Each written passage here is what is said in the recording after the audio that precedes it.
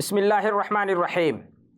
अल्हम्दुलिल्लाहि रब्बिल आलमीन वस्सलातु वस्सलामु अला सय्यिदिल अंबिया वल मुरसलीन नबिय्यिना मुहम्मद व अला आलिहि व अस्हाबिहि अजमईन व मन तबिअहुम बि इहसानिन इला यौमिद्दीन अम्मा बाद।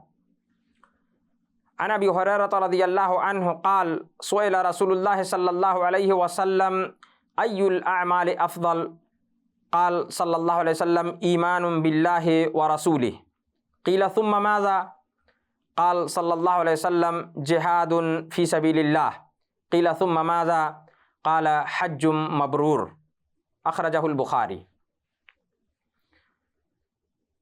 आदरणीय दर्शक वृंद, श्रोता मित्र, प्रिय मित्रों, दोस्तों तथा माओं और बहनों, आज के इस सभा में जिस विषय पर आपके सामने मैं चर्चा करने के लिए उपस्थित हुआ हूँ, आज का विषय है हज करने की श्रेष्ठता।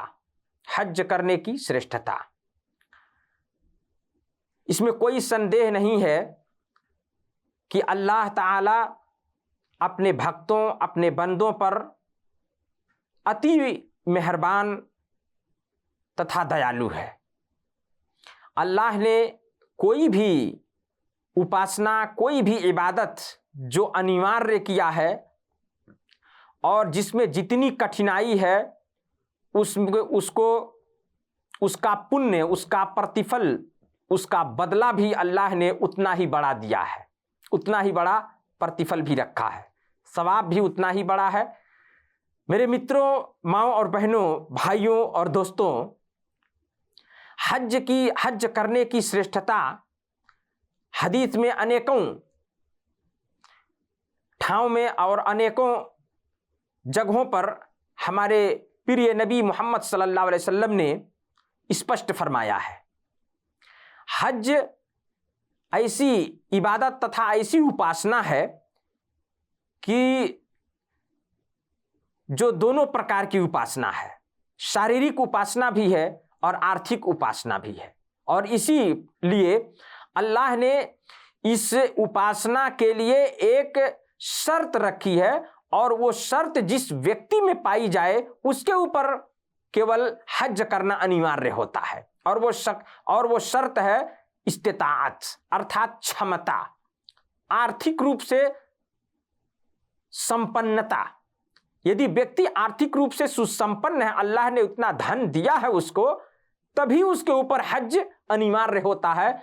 यदि ऐसा नहीं है तो उस पर हज अनिवार्य नहीं है। तो मेरे मित्रों, शारीरिक रूप से भी व्यक्ति स्वयं जाता है और हज की प्रक्रिया करता है, कठिनाइयां होती हैं, कठिनाइयों को सहता है, और इसी प्रकार जो भी इसमें दुख परेशानी झेलता है, उसी प्रकार अल्लाह ने उसका बहुत बड़ा पुण्य भी, प्रतिफल भी रखा है। अबू हुरैरा रज़ियल्लाहु ताला अन्हु की हदीस है, कहते हैं कि सुइला रसूलुल्लाह सल्लल्लाहु अलैहि वसल्लम, अल्लाह के रसूल सल्लल्लाहु अलैहि वसल्लम से प्रश्न किया गया, पूछा गया कि अय्युल अअमालि अफ़ज़ल, अल्लाह के रसूल, अल्लाह के पैगंबर सल्लल्लाहु अलैहि वसल्लम, सबसे श्रेष्ठ और उत्तम कार्य कौन सा कार्य है? इस्लाम में सबसे उत्तम कार्य कौन सा कार्य है? आप सल्लल्लाहु अलैहि वसल्लम ने फरमाया ईमानुन बिल्लाहि व रसूलिहि। महत्वपूर्ण, इसके बगैर कोई कार्य, कोई उपासना, कोई इबादत स्वीकार्य नहीं होती। इसीलिए आपने सबसे पहले कहा ईमानुन बिल्लाह, अल्लाह पर ईमान तथा उसके संदेशवाहक रसूल और पैगंबर पर ईमान लाना। अल्लाह पर और रसूल पर ईमान लाना यह सबसे पहला श्रेणी है इस्लाम का और सबसे उत्तम और उत्कृष्ट कर्म है। यह बगैर इसके कोई अमल, कोई भी कर्म स्वीकार्य नहीं होगा। क़ील सुम्मा माज़ा, फिर आप सल्लल्लाहु अलैहि वसल्लम से फिर पूछा गया कि इसके बाद क्या? ईमान, अल्लाह उनके रसूल पर ईमान ला लिया, पैगंबर पर ईमान लाया, अल्लाह पर ईमान लाया, फिर सबसे उत्तम कर्म कौन सा है करने के लिए उसको?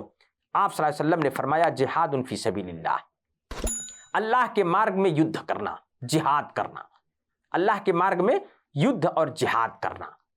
जिहाद में भी व्यक्ति क्या होता है, अपना धन संपत्ति भी लगा करके, अपना सब कुछ तैयार करके, स्वयं अपने भी उपस्थित होकर के अल्लाह के आदेश को लागू करने अर्थात अल्लाह के आदेश को उच्च करने के लिए जाके लड़ता है। जहां अल्लाह की बात को दबाई जाए वो अल्लाह की बात को उच्च करने के लिए, उच्च स्थान प्रदान करने के लिए वो अपनी जान और अपना धन सब कुर्बान कर देता है। तो कहा उसके बाद ये उसका दर्जा है और वो है जिहादुन फी सबिलिल्लाह। क़ील सुम्मा माज़ा, फिर पूछा गया आपसे अल्लाह के रसूल अब जिहाद के बाद फिर कौन सा कर्म सबसे उत्तम और उत्कृष्ट है? क़ाल, आप सल्लल्लाहु अलैहि वसल्लम ने फरमाया हज मबरूर। हज मबरूर, हज मबरूर का दो अर्थ बयान किया जाता है। एक सिंपल अर्थ यह है कि हज मबरूर हज मकबूल, ऐसा हज जो स्वीकार्य हो। और स्वीकार्य कब होगा? जब उस किसी भी उपासना के स्वीकार होने के लिए दो महत्वपूर्ण शर्त हैं, और वो है कि वो निस्वार्थता और शुद्ध मन के साथ केवल अल्लाह के लिए हो, किसी को दिखाने के लिए या दुनिया और संसार की प्राप्ति के लिए ना हो, केवल अल्लाह का आदेश पालन करने और अल्लाह की प्रसन्नता प्राप्ति के लिए वो कर्म हो, जिसको इखलास कहते हैं। तो वो हज वो कर्म है, और उस कर्म में जो कर्म इबादत उपासना हो उसमें नबी पैगंबर सल्लल्लाहु अलैहि वसल्लम के सुन्नत के अनुसार हो, सुन्नत बमोजिम सुन्नत अनुसार हो, तरीका जो नबी ने बताया उसी तरीके के अनुसार वो इबादत हो, तो अल्लाह ताला उसको स्वीकार करता है। ये दो शर्त है। आपने फरमाया हज मबरूर यानी हज अर्थात हज मकबूल हो, और जब ये दोनों पालन उस हज के अंदर करेगा, दोनों बात की पालना की निस्वार्थता, शुद्ध मन हो, किसी को दिखाने के लिए ना हो, हाजी साहब बोर्ड पर लिखने के लिए ना हो, हाजी साहब अपना नाम बुलाने के लिए ना हो, अल्लाह की प्रसन्नता प्राप्ति के लिए हज हो, इखलास हो, और इसी प्रकार नबी के सुन्नत की उसमें पालना हो, नबी ने जैसा किया उसी तरीके अनुसार हो, तब कहा कि वो हज कबूल होगा। और ऐसा हज अगर किया है तो कहा ये सबसे श्रेष्ठ और उत्तम कर्म है जिहाद के बाद। और दूसरा अर्थ मबरूर का यह कहा गया है कि व्यक्ति हज करने वाला व्यक्ति हज मबरूर कब होगा? जब उसकी अवस्था पुण्य के मामले में, पुण्य के संबंध में उसकी अवस्था पहले से बेहतर हो। हज से पहले पाप भी कर लेता था और भी कमियां कोताहियां होती थी, लेकिन जब हज करके आया तो अल्लाह से ज्यादा डरने लगा, हर पाप से बचने लगा, हर अपराध से बचने लगा। जो अल्लाह और उसके रसूल ने आदेश दिया है उसी के अनुसार अपना जीवन निर्वाह करने लगा। तो कहा ये इसका अर्थ है कि उसका हज स्वीकार हुआ, या हज मबरूर यही है कि उसकी स्थिति में बदलाव हो, परिवर्तन हो। ऐसा ना हो कि हज से पहले जैसा था हज करके आया तो भी वैसा ही है। तो इसको कहा, ये दो अर्थ बयान किए गए हैं और दोनों अर्थ सही है। सही बुखारी की हदीस है। हज की श्रेष्ठता इसी से स्पष्ट हो जाती है कि जिहाद के बाद यदि सबसे बड़ा उत्तम कर्म कोई इस्लाम में है तो वो हज है, वो हज है। आयशा रज़ियल्लाहु ताला अन्हा कहते हैं कि उन्होंने कहा, उन्हीं का वर्णन है, वो कहती हैं कि या रसूल अल्लाह नरल जिहाद अफदलुल अमल, हे अल्लाह के रसूल सल्लल्लाहु अलैहि वसल्लम, सब जिहाद सबसे उत्तम और श्रेष्ठ कर्म है, अफला नुजाहिद, तो क्या हम लोग भी जिहाद करें? जब जिहाद का इतना उच्च दर्जा है, इतना उच्च स्थान जिहाद को प्राप्त है, तो क्या हम भी जिहाद करें? आयशा रज़ियल्लाहु ताला अन्हा ने पैगंबर सल्लल्लाहु अलैहि वसल्लम से ये बात कही। काल, तो आप सल्लल्लाहु अलैहि वसल्लम ने कहा ला, नहीं, आप पर वो जिहाद, तलवार चलाना और घोड़े पे घोड़सवारी करके जाना और लड़ना, ये आप पे नहीं अनिवार्य है, ये आप पर फर्ज नहीं है। हाँ, वलाकिन अफदलुल जिहाद हज्जुम मबरूर, हाँ, सबसे उत्तम जिहाद जिसमें कठिनाई, परेशानी, दुख सहना पड़ता है, वो कहा कि वो हज्जुम मबरूर है, वो हज्ज मबरूर है। बुखारी, सही बुखारी की यह हदीस है। स्पष्ट होता है इस हदीस से भी कि हज का कितना बड़ा स्थान है, हज का कितना उच्च स्थान है। हज करने की तौफीक सबको नहीं प्राप्त होती है। जिसको अल्लाह अपने दया से सुसंपन्न बनाता है वही इसका अवसर पाता है। तो मेरे मित्रों, भाइयों और बहनों, साथियों, हमें इस पर हमेशा विचार करते रहना चाहिए। अल्लाह जैसे ही ये तौफीक दे, अल्लाह प्रदान करे, तो हमें ये इस्लाम का एक महत्वपूर्ण जो आधार है इसको करने में ढिलाई नहीं करना चाहिए। अबू हुरैरा रज़ियल्लाहु ताला अन्हु का वर्णन है, कहते हैं कि समेअतु रसूलुल्लाह सल्लल्लाहु अलैहि वसल्लम यक़ूल, मैंने अल्लाह के रसूल सल्लल्लाहु अलैहि वसल्लम को फरमाते हुए सुना। आप क्या फरमा रहे थे कि आपने फरमाया मन हज्जा लिल्लाह मन हज्जा फलम यरफुस वलम यफसुक रजअ कयौमिन वलदतहु उम्मुह। बुखारी और मुस्लिम की हदीस है। अब इससे बड़ा प्रतिफल अब कितना। हमारे प्यारे पैगंबर सल्लल्लाहु अलैहि वसल्लम हज के विषय में इसकी श्रेष्ठता को दर्शाते हुए क्या कहते हैं? कहते हैं कि मन हज्जा फलम यरफुस, जिसने हज किया और हज के इस क्रम में उसने कोई पाप, कोई अपनी पत्नी से किसी भी प्रकार का सहवास का इरादा नहीं किया और सहवास तक जो ले जाने वाली चीजें उनको भी नहीं किया। फलम यरफुस, सहवास नहीं किया अपनी पत्नी से। वलम यफसुक, और किसी भी प्रकार का अन्य पाप भी नहीं किया। धक्का मुक्की, जानबूझ करके किसी को गाली देना, किसी को क्या करना, या इसी प्रकार एहराम लगा लेने की, एहराम की हालत में, एहराम की अवस्था में जो चीजें हराम हैं उन चीजों से भी बचा, कोई पाप नहीं किया। रजा मिन जुनूबि कयौमिन वलदतहु उम्मु, तो अपने पाप से ऐसे ही पवित्र हो जाता है जब हज करता है। इस प्रकार से हज करता है तो अपने पाप से ऐसे ही मुक्त हो जाता है जिस प्रकार वो अपनी माँ के पेट से, अपनी माता के पेट से जन्म पा करके तमाम प्रकार के पापों से पवित्र था, उसी प्रकार वो अपने तमाम पापों से पवित्र हो जाता है। अर्थात स्पष्ट है कि हज करने से सारे पाप मिट जाते हैं, सारे पाप अल्लाह क्षमा कर देता है।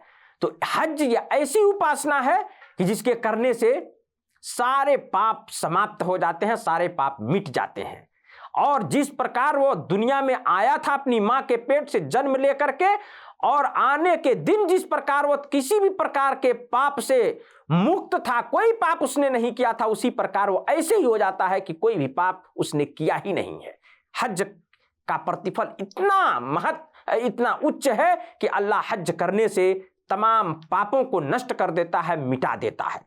बुखारी तथा मुस्लिम की यह हदीस है। अबू हुरैरा रज़ियल्लाहु ताला अन्हु की एक दूसरी हदीस है। वो कहते हैं कि अल्लाह के रसूल सल्लल्लाहु अलैहि वसल्लम ने फरमाया अल उम्रतु इलल उम्रह कफ़ारतुल लिमा बैनहुमा, एक उम्रा से दूसरे उम्रा तक उनके बीच में हुए पापों का कफ़ारा है। अर्थात उन पापों को जो उनके बीच में होते हैं उनको उम्रा करने से वो मिट जाते हैं, मिटा देता है। ये उम्रा कफ़ारा है, मिटा देने वाली इबादत है। यह ऐसी उपासना है उम्रा कि जो अपने एक उम्रे से दूसरे उम्रे के बीच में जो भी पाप हुआ वो मिट जाता है।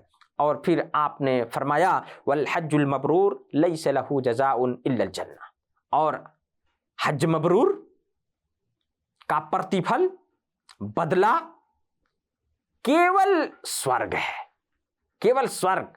अर्थात जो व्यक्ति हज करता और उसका हज मबरूर हो, किसी भी प्रकार का पाप न किया हो, किसी भी प्रकार का अल्लाह के आदेश और नबी की सुन्नत का अवहेलना न किया हो, तो वो हज मबरूर है। और हज मबरूर अगर हुआ तो मकबूल है, और मकबूल हो गया अल्लाह के यहाँ, अगर स्वीकार हो गया ये हज, तो यकीन है कि वो जन्नत ही में जाएगा, इसलिए कि उसका प्रतिफल केवल जन्नत है।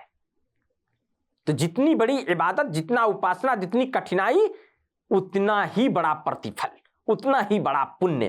तो ये हज श्रेष्ठता है इसकी कि अल्लाह हज करने से सारे पापों को मिटा देता है। यदि कोई व्यक्ति हज सुन्नत अनुसार करता है, अल्लाह के आदेश के पालन करते हुए, नबी की सुन्नत का पालना करते हुए अगर करता है, उसी अनुसार करता है जैसा नबी ने कहा है, और तमाम प्रकार के पापों से उस हज के प्रक्रिया में बचता है जो अल्लाह ने हराम किया है, जो नबी ने एहराम की अवस्था में जिन चीज़ों से रोका उससे रुकते हुए तमाम बातों को फॉलो करते हुए अगर हज करता है, तो ऐसे व्यक्ति का पाप समाप्त और नष्ट और क्षमा हो जाता है, और अब उसका प्रतिफल अल्लाह के यहाँ, उस हाजी का प्रतिफल अल्लाह के यहाँ क्या है? स्वर्ग है, स्वर्ग है।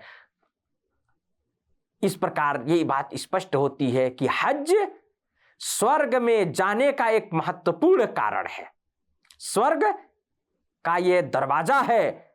अगर कोई इबादत, अगर कोई महत्वपूर्ण इबादत, या हज ऐसी महत्वपूर्ण इबादत है कि अगर कोई इसको करता है तो वो स्वर्ग के मार्ग पर चल पड़ता है, और उसका प्रतिफल अल्लाह ने स्वर्ग रखा है।